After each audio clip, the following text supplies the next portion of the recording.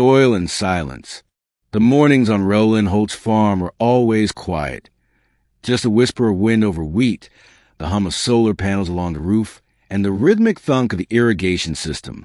He liked it that way. No war. No noise. Just dirt, sweat, and time. But that changed the day he found the dragon. It was just passed on.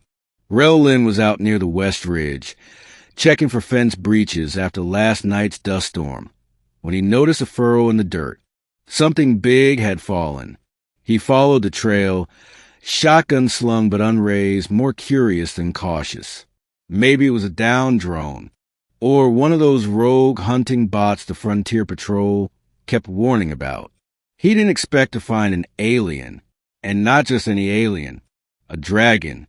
It lay curled in the gully, half buried under churned-up soil. Not scales, plated bio-armor, cracked and blackened with plasma scoring. Wings like solar sails, twitching weakly. Claws. A face part reptile, part machine. And blood. Thick, silvery blue blood seeping into his field. One eye opened. It saw him. Didn't growl. Didn't move. Just watched. And then its head dropped back down. Rellin stood still for a long time. He should have called the outpost. He should have reported it. Instead, he walked back to his barn, took 2 ration bricks, a canteen of water, and a roll of sealant bandage. When he returned, the dragon was still breathing. "You're not dead," Rellin muttered, kneeling beside it. "Good, because I don't bury things I don't understand." He peeled back a shatter plate and gently pressed a bandage against a leaking wound. The dragon flinched, then went still again. It didn't speak, but when he offered a ration brick, it sniffed and ate.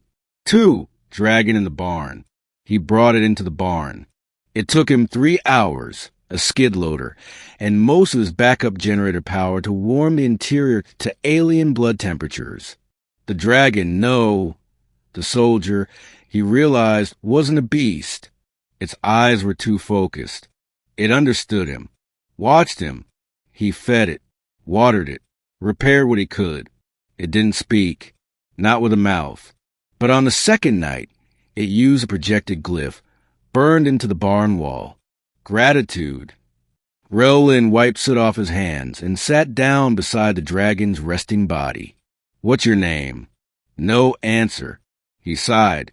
"I'll call you Ashwing. You fell out of the sky and you're made of smoke." The dragon, Ashwing, blinked once. 3. The sky breaks open. The next morning, Rellin was sipping recycled coffee on his porch when the wind changed. No, not the wind. The sky. It shimmered, warped. A low vibration crawled through his bones. Then they came.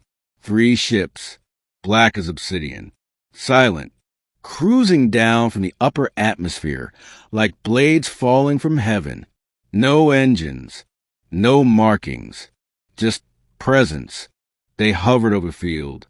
Rellin stood. Ashwing walked out of the barn beside him. Upright now, towering, wings still cracked but functional. He looked toward the ships, and Rellin saw something in the way his shoulders stiffened. Recognition and dread. "They yours?" Rellin asked quietly.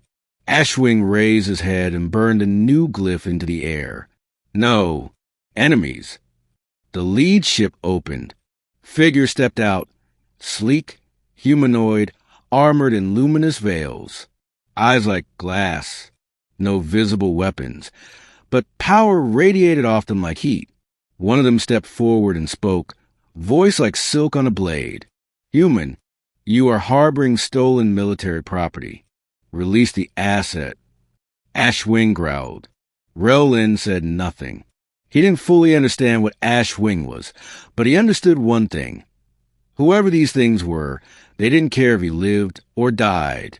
"Don't want trouble," Rellin said finally. "He crashed here. I helped. That's all." "You interfered in an active retrieval operation," the being said, stepping closer.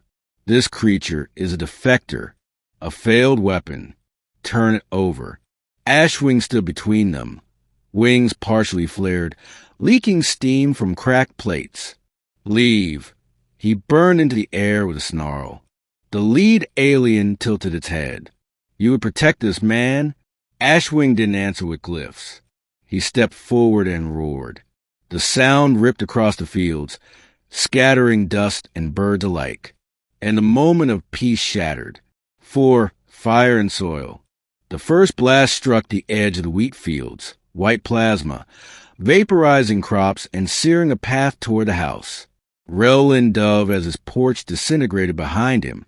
Ashwing took flight, barely, with one wing dragging, and slammed into the lead enemy, sending both crashing into a grain silo. Rellin scrambled into the barn and grabbed a shotgun. It was laughably small against aliens with energy shields. But he didn't care. This was his land. A second alien rushed toward the barn. Rellin fired. The slug bounced off armor, but it staggered the thing long enough for Ashwing to slam into it from behind and tear its mask off. Inside wasn't metal. It was smoke. Intelligent gas contained in a synthetic shell. Ashwing incinerated it. The third ship began to lift off, retreating. Ashwing stood over the second corpse, wings flaring in warning. His bio-armor began to glow. Leave. This world is claimed. The ship hesitated, then vanished into clouds. 5. What comes after? The barn was half on fire. The porch was gone. Half the west field had turned to glass. But Rellin stood, shotgun still in hand, as Ashwing collapsed beside him. You're leaking again, he muttered. Ashwing exhaled smoke. A glyph flickered weakly on the barn wall. Safe. Rellin looked out at the ruined fields, then at the dragon who bled for them. Yeah, he said. For now. 6. The sky watches. That night, Rellin patched Ashwing's wounds again, this time with better sealing from the old drone kits. He brewed coffee, poured some into a metal bowl, and set it next to the dragon. Ashwing sniffed it, then curled his tail around the bowl protectively. He burned one final word into the barn floor.